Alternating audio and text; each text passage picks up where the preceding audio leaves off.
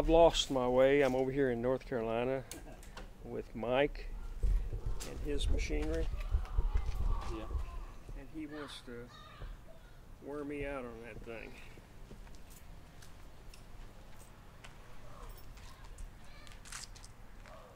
Well, let's Go for a ride. let's give it a shot. I'm gonna wheel mine. I pull my trike in there. I'm gonna get it out and let Mike ride in. We've got a canopy right here. New canopy going on. We're gonna play with that tomorrow. Well, Mike's got me out here just pedaling around the neighborhood, irritating the dogs. Yeah.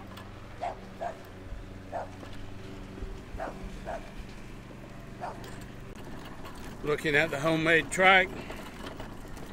Ed Miller is riding the homemade Velo-Trike. Got the mule out here, is that what? Yeah. Are we going grocery shopping? Yeah. It's a rigid rear and it's got McPherson strut, suspension up front, tiller T-bar steering.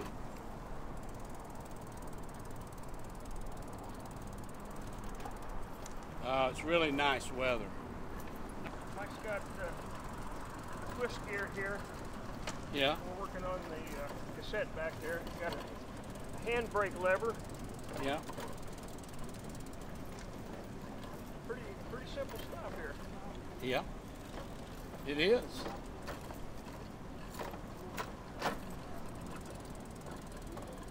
It takes the bumps pretty good in the front, huh? Yeah, very good.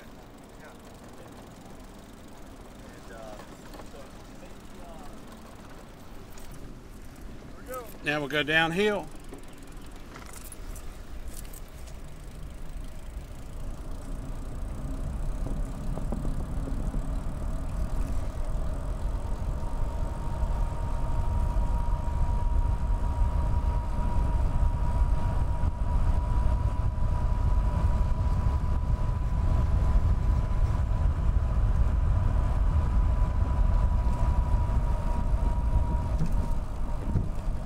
Oh yeah.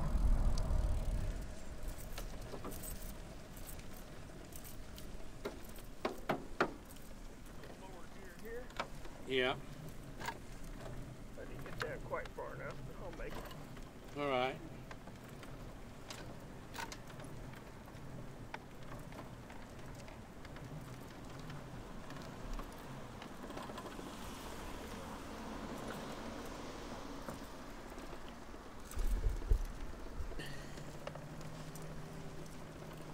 Mike's handhold right here.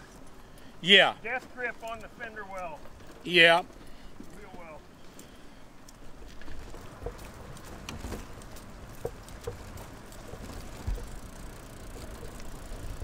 We'll go in there and take a break. Have you found that you like the yoke all the way back or kind of upright a little bit? The T-bar? Yeah. I got it back pretty far, but Just kind of resting there. yeah, I do. I move it around, but I like it back. I like the fact that you can move it and not lose your Right. control. Yeah, and you can tighten it up, and you can move it left or right. You can lean with it, you know. In a curve, you can lean, shift your weight.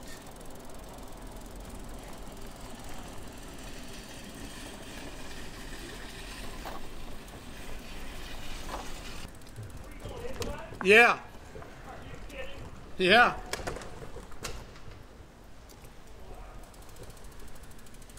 Okay, there's the pumpkins. We'll take a break. You made it in? I'm in. All right.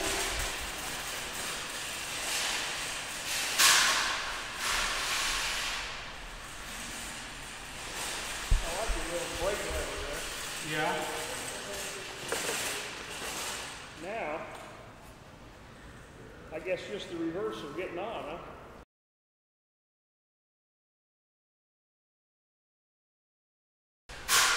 did it. Weather, Yeah. that's a machine.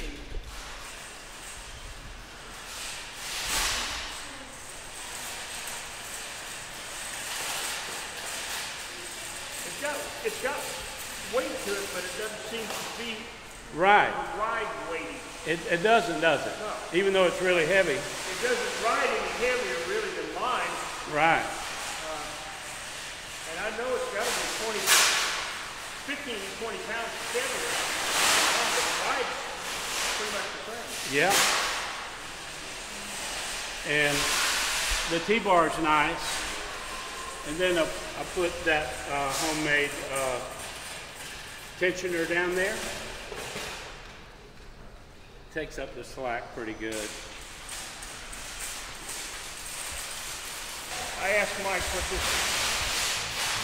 what this wrench was. See, he's got his here, and I've got mine. Right there. Yeah. It's a friction fit Right. up in there, and I don't know that anybody's ever lost one. No, it stays right there. Yeah. Mine does too. Yeah, that's going to work out real nice. Oh, that looks really good. That is bad. Yeah. That is bad looking.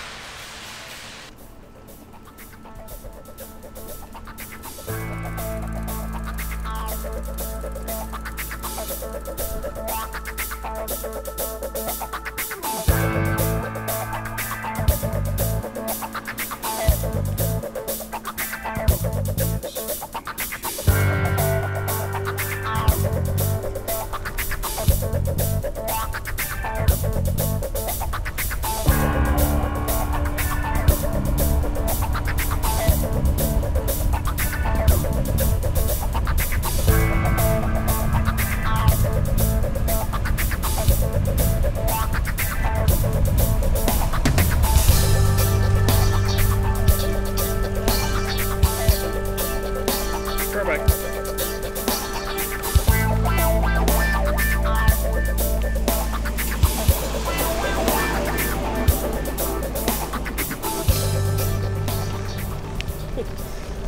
Mike said, that must be level over here. Yeah, right.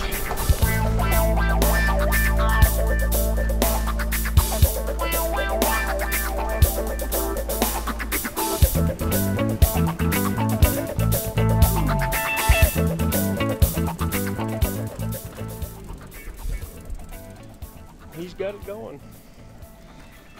Mike has got it going.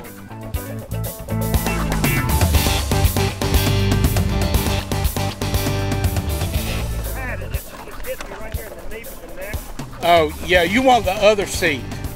The one that was on the washer and dryer. Yeah. Yeah. It's not a washer and dryer seat. It was lined. It was like... Yeah, I want to ride in the washing machine, okay? I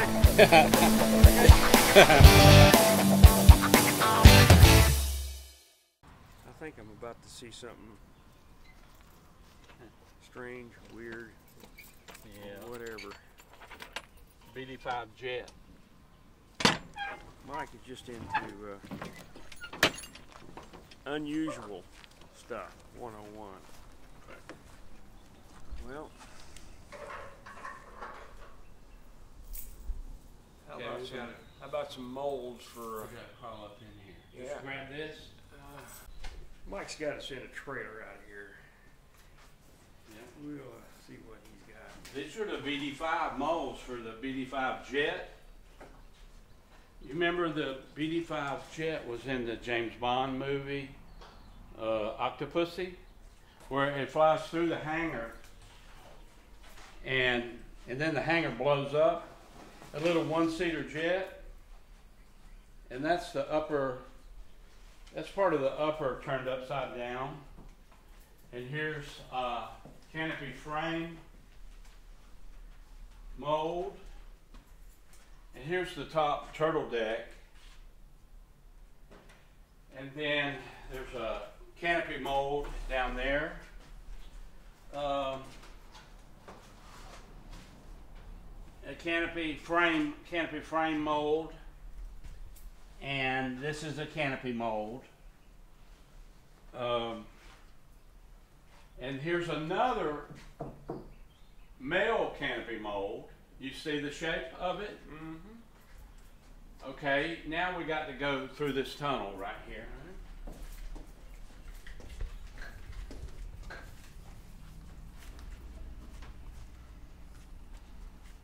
What's your head? I don't know what I'm photographing there. Keep coming. Yep. This is a jig that the guy used originally when I bought it to put the two halves together of the lower fuselage. And of course nowadays it bolts together and it makes one piece, so that's obsolete. Here's the tail section where here's where the jet hole comes out, right here. See? And the jet engine goes about right in there. And then the thrust would come out this hole right here in the back. There's the vertical stabilizer. And here is the original plug of the BD5 that made these molds. That is the shape of the BD5. There's your jet exit port there in the back. Uh-huh. That would be the jet hole where it blows out right there. There's the vertical fin. But that's what he used originally to make the molds. And these are production molds over here. See, if you want to make more molds, multiple molds, and make many fuselages per week, then you got to make more molds, like up front. Mm-hmm. So you just keep making more molds. And here's a production mold of the canopy and the upper turtle deck and the whole thing. And here's production molds for the inspection doors and the side door where you get in there to get in to work on the engine. And there's a lot of bicycle parts around here. What are all these bicycle parts? I see wheels here. There was a frame up front. Looked like for a tandem almost. Yeah, it's just a friend of mine. He was an old recumbent guy, and he built recumbents back in the early '80s. And you have a lot of old recumbent guys. Yeah, okay. and he brought all the stuff and just left it with me, and he wanted to get rid of it. So I put it in the storage trailer here. These are fairings that go on the wings. Mm-hmm. It goes up against the fuselage right here. Yeah. Yeah. And then the wing, it's kind of caught up in there. Sure. But you see, it comes out and goes over the wing. More bicycle parts. Yep, more bicycle parts. I think that. Well, I saw these. See, now here's a frame in here. You know, not the. Yeah. I'm kind of destroying the. Just old parts and pieces to make recumbents. Now this frame here, this is intriguing. The length of this. No, that's a lay down. That's a. That was going to be the beginning of a trike. That's what it was going to be. No. Yeah. Yeah. It's upside down, but if you turn it up like this, the trike, the front pedal, the cross member here for the front axle would go across there. See, and it was going to be a homemade trike. Because see, it's already got the dropouts in the back. See, they're already back there. Yeah. And but what are these cross pieces down here? Well, a seat. I think they were for right now just for jigging, you know, jig it up. Yeah. But the seat would go back, but it would be a tubular, kind of like a aircraft style tubular trike, you know, and then it's aircraft tubing is what it is. How much does that weigh? Just about. It's probably 15 pounds or something, or. Of course, it's mammoth. That thing is. Yeah. Wow. But it's the right length, you know. It used to be a long wheelbase Recumbent. That's what I was trying. That's what you were trying to figure out. That's what I was trying to figure out. Yeah. So he cut it off there, and then wanted to make a trike out of it. That's where my mind was going astray. Mm-hmm. Well, you said it would be Interesting. an unusual piece, and a trip over here. Yeah. You were right. So that's the molds, and a smart person could take all of these molds and start a company with the BD5 if they wanted to. You see, because you have everything, plus the original plug, plus jigs, plus production molds in the back. Now, where did the molds come from? These molds were built in Lakeland, Florida.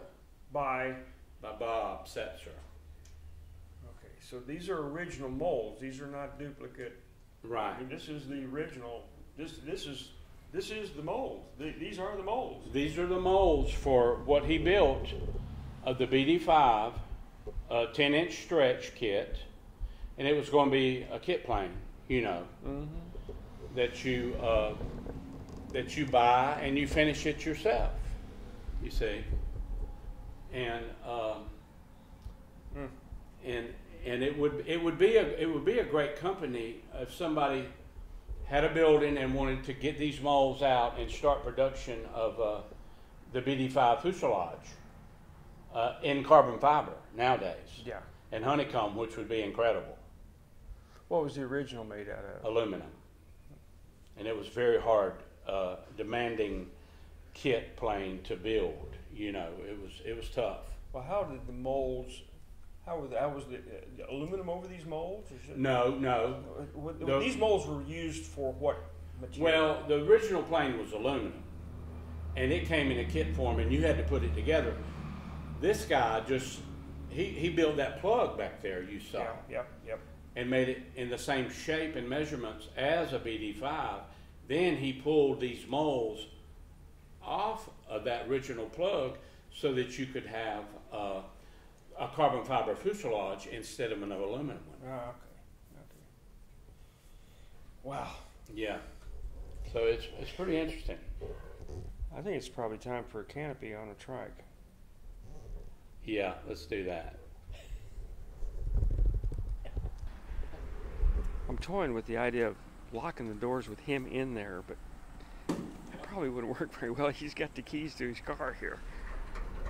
Oh my. Mike. Well.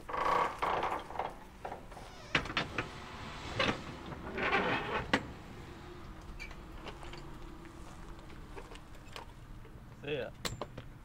All right. Pushy hog. I don't know where we're going now. Mike's. We're at the Fayetteville Regional Airport, and we're going in to the hangar to see the VariEze airplane, the Burt Rutan airplane.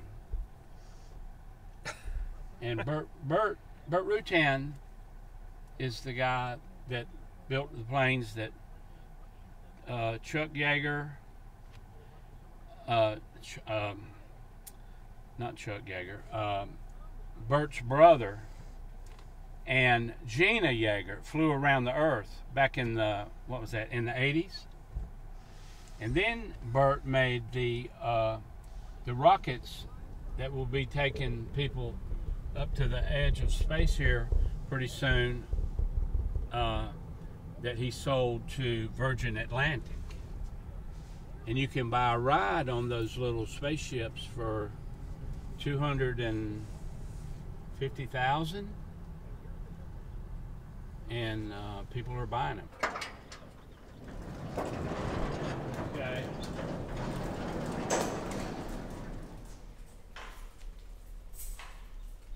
Now you can. This is the VariEze, which cruises about 175 miles an hour. Got a Lycoming 0235. It's a two-seater. Right now, it's down right now for maintenance, but it'll be back up and running in a week or so when the inspector gets finished. There's the wheel pants. Take the wheel pants and the cowling off. when they're doing the yearly inspection. Did you say you were working on the magneto? Is that? Yeah, he's putting a new magneto on, and he's building a new mag right now. So then he put that on, and this is a composite airplane. It's foam and fiberglass, and it was invented in about the 70s, in the early 70s, and you could buy plans, and you build it from plans in your garage. This one was built in Pacifica, California by a dentist, and it's a great airplane. I can fly from here to Orlando in 3 hours and 15 minutes non-stop. There's your wing locks. Yeah, wing attach. And then oil cooler and oil filter up in there. It's a 4-cylinder, Lycoming engine like you would see in a Cessna. And it's a carbon propeller, a wood core with carbon propeller. And then here's the front, the pilot, and the co-pilot seat, or the passenger seat.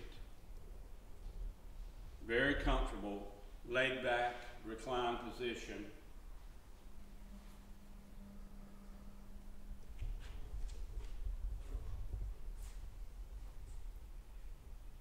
And also it has luggage pods that go on each wing over there on that chair. So you got 2 of those, and you can put a lot of stuff in them, you know.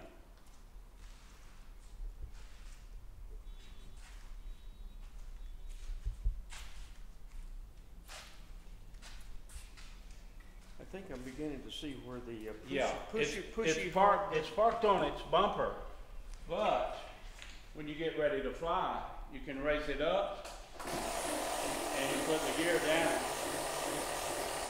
See? Then when you take off, then you just raise the gear up.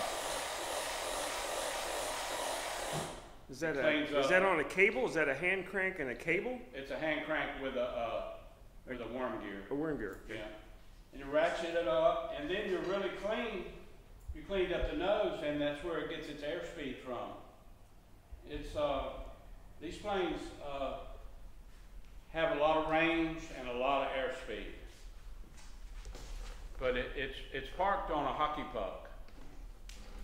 There's a little rubber bumper under the nose. Yep, I see it. Yeah.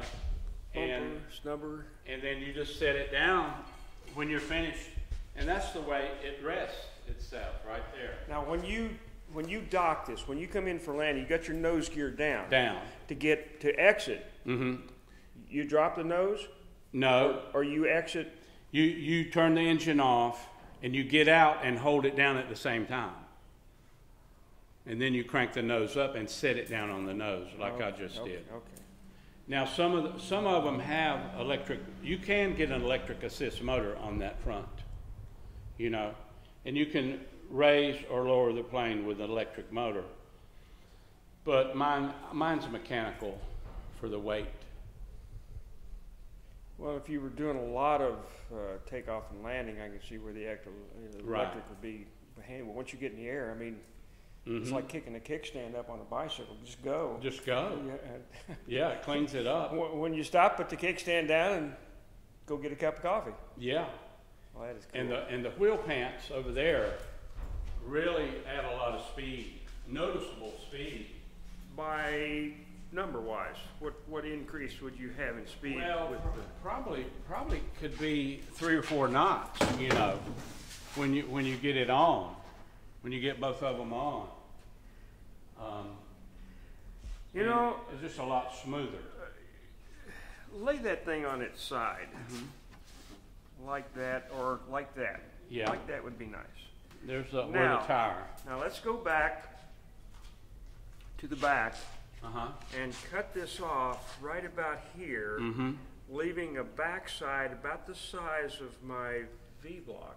And mount this on the pannier rack Okay. for a hard shell storage case and canopy mount, that this could mount to any pannier rack. You could do that, maybe. Is the coffee kicking in yet? Yeah, yeah. Yeah, you could do that.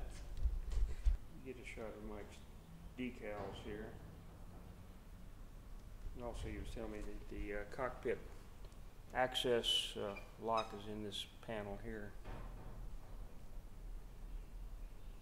Very cool.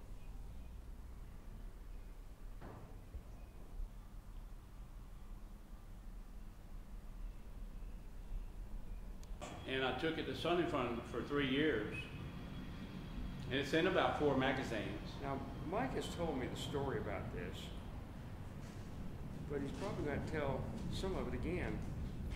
It's an engine test stand for airplane engine conversion, a pusher airplane with a Harley-Davidson engine.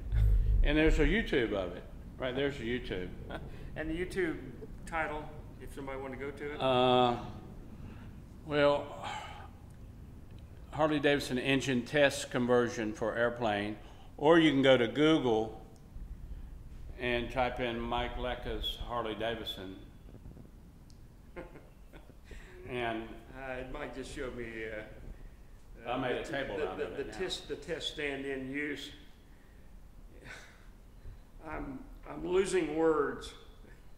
And go flying some. There it is. Hangar 5. What Mike and I are going to do, just to give us a starting point to determine whether we need to go forward, backward, up, or down, we're going to go ahead and mount this adapter plate and keyway, which is all you need to mount my canopy to. This will just give you the adaptation to the canopy V-block. We're going to go ahead and bolt it right to this bulkhead and put a canopy on it and see where we need to go from here. So Mike's taking this apart. Going to drill some holes through here. We'll have a 1/4-20 penetrating through the bulkhead, as well as some 5mm screws. If we need to back this up with more metal, I'm sure after I get home and I've got pots of coffee going, he's going to get his carbon fiber out and play carbon guy. Yeah. There are 4 holes in here. This is a universal plate for a do-it-yourselfer. Also for the rack time racks, this is the same adapter plate, thinking that if he ever needed another one, I've got these on the shelf. Right. There's 4 holes here.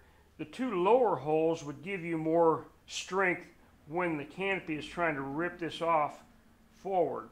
Mm-hmm. In some cases, there's no room to mount screws through the lower piece, so there's wider screws here, which would give you more torque resistance in this direction. Mm-hmm. With 4 screws in there, Yeah. we could probably pull the neighbor's house. What we've done is drilled a 1/4-inch hole through the adapter plate, through the bulkhead, and now we're sandwiching all this together.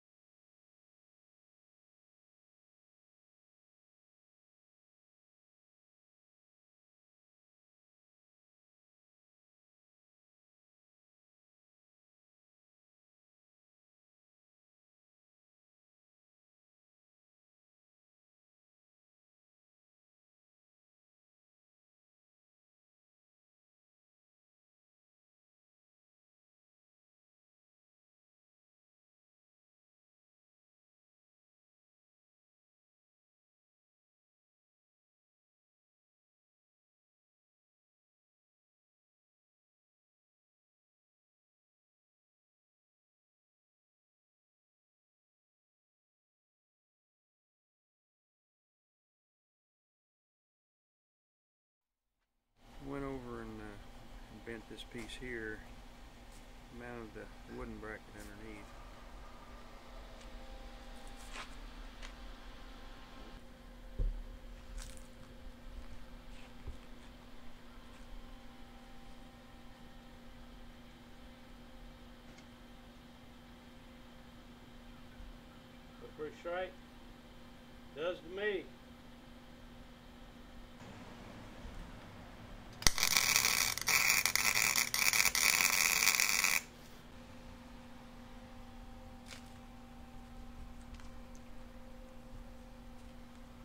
be straight, right? Yep.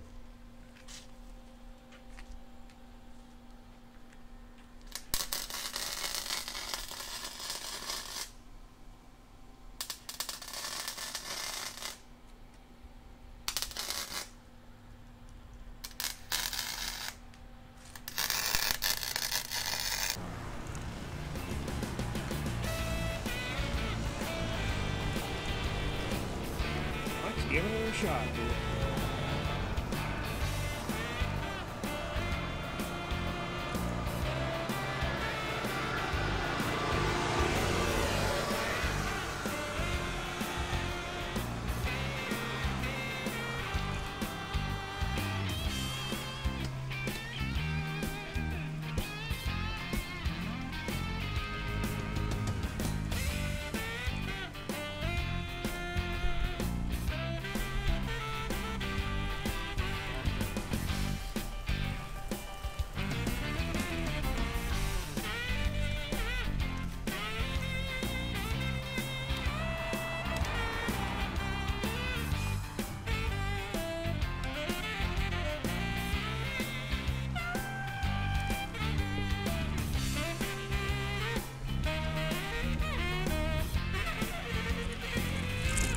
I think Mike's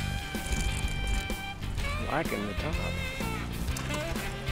First time I saw him, his face was in the shade. Oh, God. Well,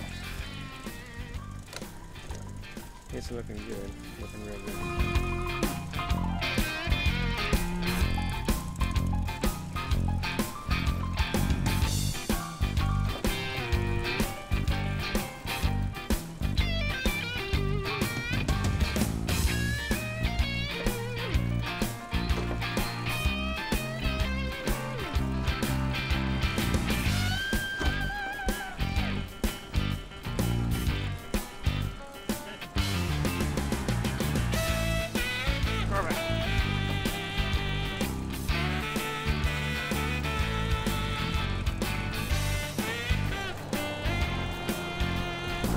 Couple cars.